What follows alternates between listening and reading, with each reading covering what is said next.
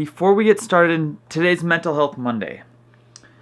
I've been thinking about this for a long time, but I am going to take Mental Health Monday, and I created my own channel called Team Hoot Mental Health. I will put it at the end of this video for you to click on to subscribe. There's no videos on there yet, but in 3 weeks, 4 weeks, 3 weeks? In 4 weeks, I'm going to launch it, and that's where all of the mental health stuff is going to be from here on out. It's scary and exciting, but we're going to try it.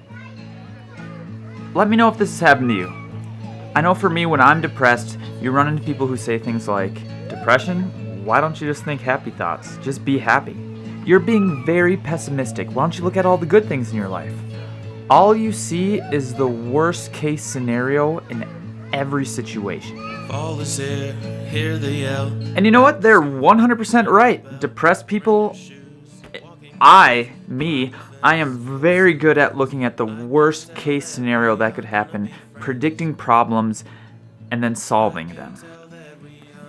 And because of that, I've already tried to just be happy, and you can see how it worked for me. I don't know how people can go through life and only see sunshine and lollipops. I could never do that. Over time, I learned to just ignore them, and then I started to think, maybe I can help them understand. So I stopped ignoring them and tried to start explaining it to them. What would happen if you put astronauts on a rocket, you didn't do any of the math, you didn't do any of the calculations, you didn't do any of the trajectory, and you just sent them off into space? With your way of thinking, they'll be alright. Nothing bad can happen. Everything's gonna be just peachy. So hopefully they even made it to space before they blew up because you didn't even think about any of the problems that could happen. Or let's say you want to buy a zoo, but I'm not gonna put up any fences because lions are pretty cool. No, there's not very many people who look like zebras, so the lions won't attack. It'll create a way more positive, feel-good environment feeling where people can enjoy the wildlife, and everything's gonna be cool. Until it's not cool. A guy drives up in a van that says free candy on the side of it and offers to drive your kids to school for free for the rest of your life. Yeah! I get to save money on gas and my kids get to school. What a great dude. 'Cause I can tell that we are gonna be friends. Now here's the thing, you find pretty quickly that people don't like to be talked to that way. You also find that you don't change people's minds. People leave with their beliefs still intact. I even got, I hope you find Jesus. You're overthinking this whole thing. Get a good night's sleep and you're gonna feel better tomorrow. Now that was the norm. That's usually how all these conversations went until I ran into this guy. Let's just call him Bob. Bob looks at me and he goes, dude, you're arguing that the glass is half empty the same way all these optimists are arguing that the glass is half full. You're both being idiots. Bob was 100% right. So we got this balloon. What is real is what's inside the balloon, the air. There's air on this side, and there's air on this side. This side being the glass half empty. This side being glass half full.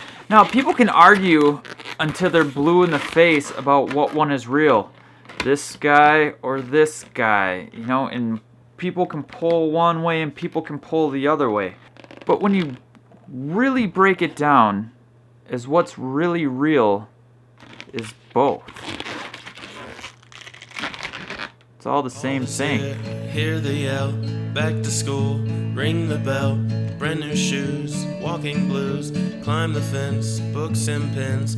I can tell that we are gonna be friends. Optimists are completely full of crap, but at the same time, so was I. I was only able to see half of the information.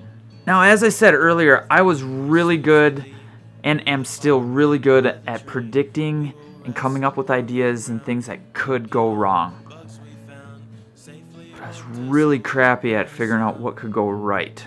And this has changed my life, and it was difficult as hell. It was not easy to tweak that way of thinking. So I don't argue this topic anymore. Instead, I just ask them one of two questions. I talk to them for a little while, and I see what side of the spectrum they're more on. This side or that side. And then I just challenge them. What could go wrong? Or what could go right? With that being said, life is meant to be experienced and curiosity will get you there. No, you can't just think about being happy, but you can use that same depressive skill that depression seems to develop of finding all the things that could go wrong and what's wrong with people and things, and try and find what's right with people and things. You still have that skill, but can you copy it and paste it onto something else?